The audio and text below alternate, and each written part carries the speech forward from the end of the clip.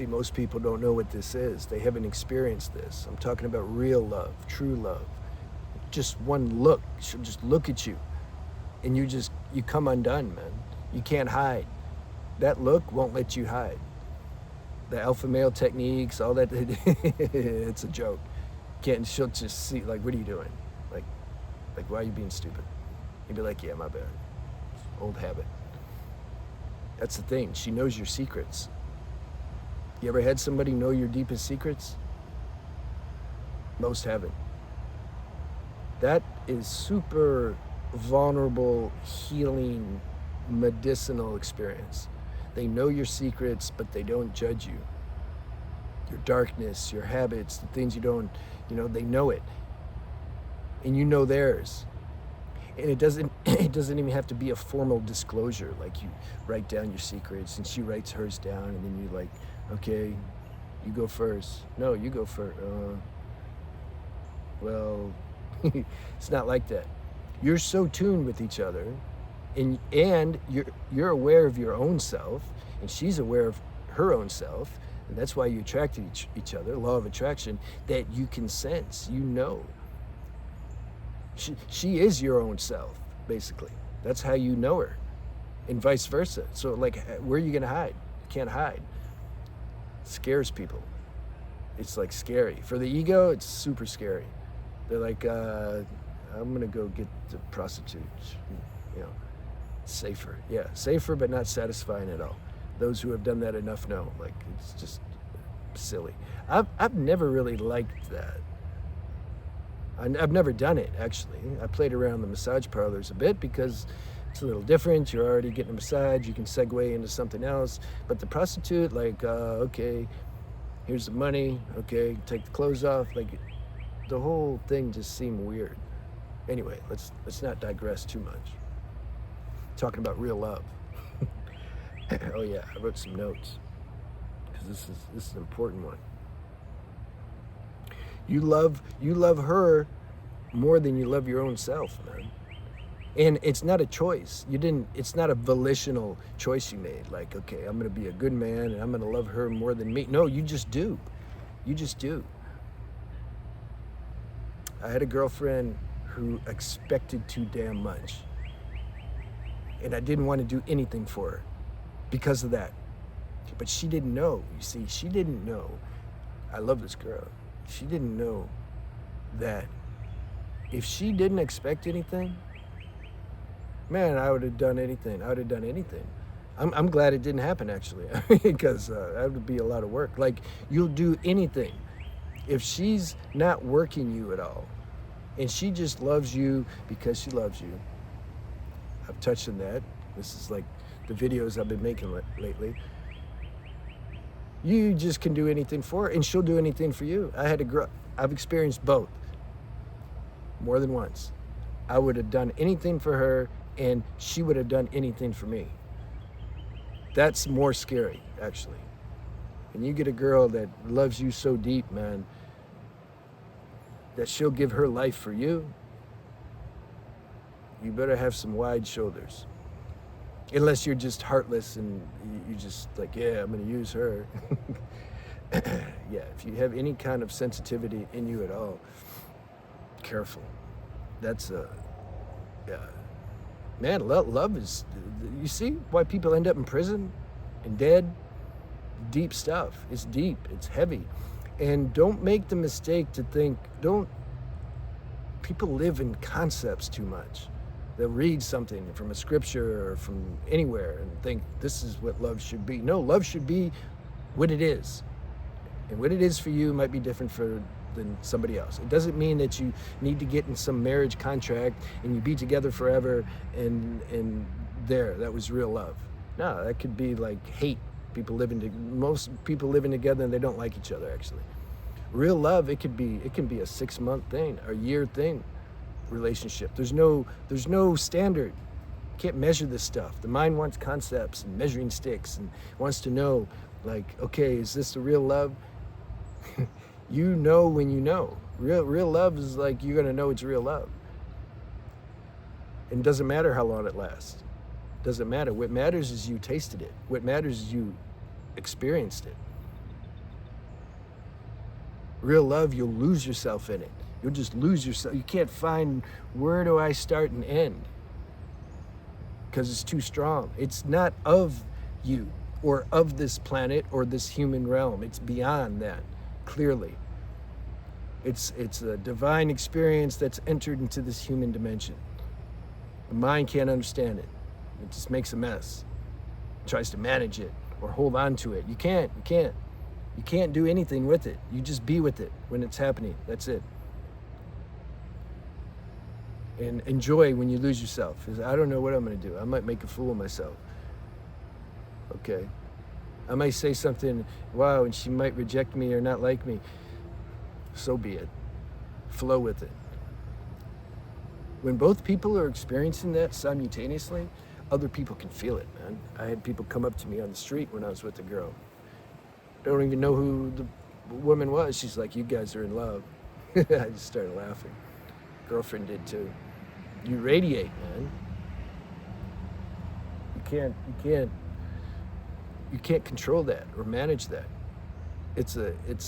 I've said before, it's the highest experience I feel one can have on this human dimension.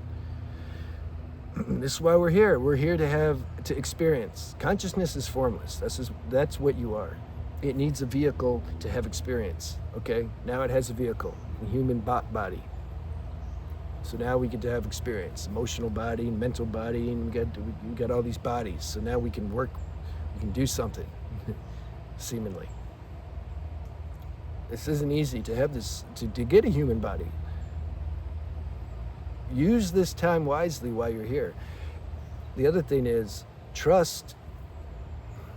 Try to develop this trust. You can't make anything happen. Have you noticed that yet?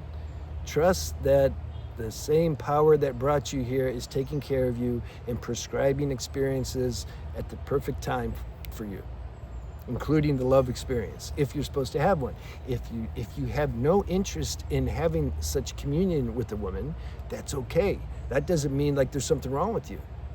Myself, I don't have any desire anymore, personal desire, to try to find that again. I've already had it a couple times, 3 times. It was great, but I don't need to have it again. If it happened again, I'm not gonna run. I'll enjoy, but there's no like, you know, I don't have that karma anymore. I'm not like looking for that. I know what it feels like to be looking for it and to be wanting it. I know both sides. Now I don't have that. Some of you, okay, if you have that, if you want that, trust that God's gonna give it to you. You have to clean your own life up first, though, and get inwardly aligned to a degree, not perfect, it's impossible, before maybe God can send you that class. You're doing some preliminary classes right now, okay? Pass those classes first. Now, if you're one of the ones who just don't have any desire for it, that's fine too. What's my friend's name? Paul. I think he still watches me. This guy, he appears to me anyway to authentically not be interested at all in women. He's not gay, he's just, he doesn't have that karma. It's the same thing. I came in to this planet, I had no desire to have a baby or get married or anything. I wanted to experience love, but I didn't want to have all that. And God graced me, I got to have the experience without having all that. So I understand, not everybody is the same. There's nothing wrong with you if you're like that's not your thing. You just want to do your own, you want to do you. You're not looking for anything. That's fine, everything's fine. God's show's diverse. The mind wants standards to live by and concepts and rules. This is good. This is what we should be striving for. No, it's good if you come back to ground zero and you don't know anything and you don't listen to anything, no conditioning, no nothing.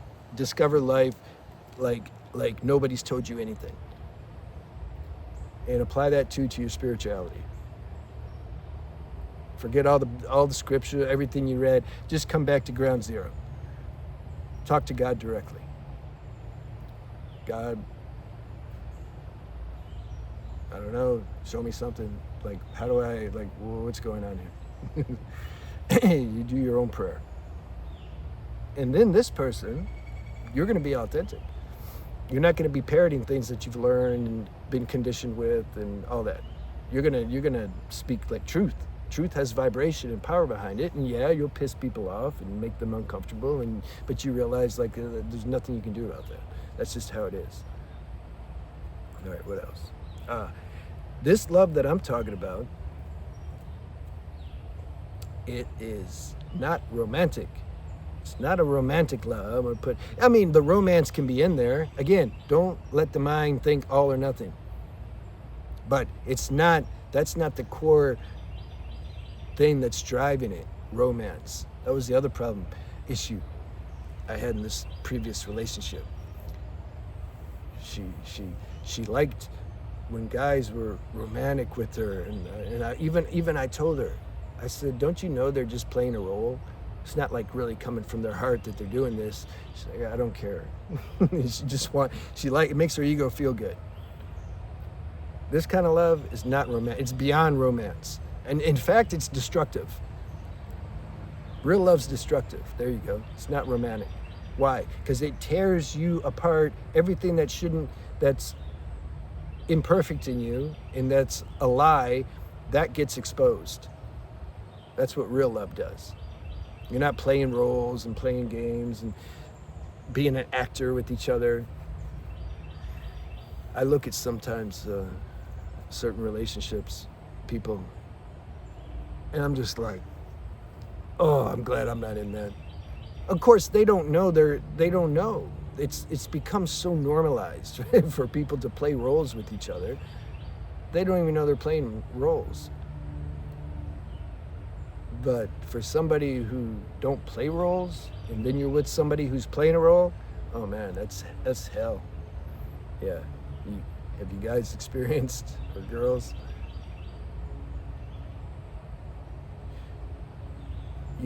Love isn't for the weak. You have to be at a certain point in your own growth where you're ready to experience that. Because, yeah, it's going to be heaven, also hell. You got to have both. The hell is it's purifying. I made a video on my Spiritual Renaissance channel. God, I think like 2 years ago. Saying hell is the ultimate purifier. It's not punishment. We're getting off now into hell realms. Yeah, even those, they're not punishment. It's purifying. It's definitely no eternal hell. Man, some of the Christian dogma, there's no other religion, man, that has instilled the level of fear and guilt and shame like some of this Christian dogmatic nonsense has. The essence of Christianity, full on, it's good. But some of these other things, gonna go to hell forever and burn. I remember I was like 6 years old, man. I was in a Sunday school class in Michigan, and the preacher was talking. He said, I had a dream, and I saw hell, and it was a lake of fire, and my teeth were chattering. It was so hot. He's telling that to kids. You're gonna go there forever if you don't do what the Bible said. You gotta get in touch with your common sense nature that just says, this is silly. Whatever. Just in life, period. Apply this common sense knowledge you have to situations in life. Doesn't matter what their degree is. If they're saying some nonsense, you just smell it. You're like, this is nonsense. When you've really been touched had the experience of love, you're not the same afterwards. I talked a little bit before about you lose yourself in it. Yeah, temporarily, you lose yourself in it, but then you come out, you find yourself again, but you're different. Not like, whoa, I'm so different now. The mind is too much imagination about things. Just experience and see. It's not a big deal. Nothing's extraordinary, actually. Only the mind of somebody who hasn't experienced something thinks that something is extraordinary, and then projects all these magical qualities, and oh my God, he's a guru. Or no, man, this is like life. It's law of evolution. Everybody's gonna be a saint at some point. Might take longer than one lifetime, but whatever. after you've had this experience, you come out of that, man, you can't chase girls anymore, really. You've had like the highest experience. You're more true. You're like more true now. You've been with the being where there was real vulnerability. You weren't wearing masks and playing ego games. Like, you got broke down and then built back up, and now you're much more solid. How are you gonna go chase little silly things like we used to do, like I used to do, like everybody does at some point? Remember, we got to be ignorant before we can have some wisdom. It's just the way it goes. You've like tasted the pinnacle of a relationship. You can't go back now and experience nonsense and get dopamine hits. They don't even work anymore. It just makes you feel worse. What used to give you a high now gives you a low. This is true transcendence. This person you can trust, not somebody who's like grinding their teeth and holding the spring down. Oh, I'm not going to act out. I'm not going to act out. They're going to act out. It's somebody where this has been removed from them because, like, it just has. I was talking to my friend the other day. Like, I'm like, man, this stuff just disappeared. These things that we used to do and caught up in, trying to get attention and attraction from girls. Like, what happened? Where's it at? Now, some of the people, they imagine, let's go a little deep here. The younger people imagine, they say, well, look, man, it's because you're older. You grow out of this. You know why they tell themselves that? So that they don't have to work on it now. You think it's that easy? You just get older and it goes away? Please. Go to Thailand or Brazil or Cambodia or anywhere, actually. Just step outside and look and see how still this sexual instinct and lust operates through every age. Doesn't matter how old you are. I was a teenager once. I was on the elevator. I was like 16. And my friend's girlfriend's dad was on the elevator with me. I don't remember what we were doing. It doesn't matter. Elevator stops, girl walks in. He's like in his 40s at that time, late 40s, early 50s maybe. Girl walks in, younger girl, I don't know, teen, 20, something. I remember I saw him. I don't know, I just happened to see him. He acted all funny, man. Girl, like, you know, shook him up. And at that age, I didn't process this thought too deeply, but I still remember, because I'm sharing it. I was like, well, why? Like, he's supposed to be older. Somehow, this was abstract dialogue I had, inner dialogue. Why did he get all ruffled over a damn girl? See? And he had wife, he had kids, he had a bunch of money. Doesn't matter, man. Doesn't matter. If you don't start paying attention to this stuff now, this stuff don't just go away. Even the guys, their equipment doesn't work, and they're still in their mind, they play with these thoughts. Or you get to the point where you're so depressed and just you didn't renounce the lust. It basically, life renounced you. You're just like, you're just nothing. You're just waiting to die, basically. That doesn't count. That's not me. I still, you know, I can turn some heads now. So you have to transcend this by giving awareness that this is in you. This lust is still playing. This is why I make videos about that. And then through that awareness, this alchemy can happen. You want to transcend this before you become 90 years old. Otherwise, it kind of doesn't count. The more you transcend this, the higher level being you're going to attract, and then you get to experience real love. Let's end on that, since the subject was about love. All right, it's almost 20 minutes. I'm going to go eat. See you.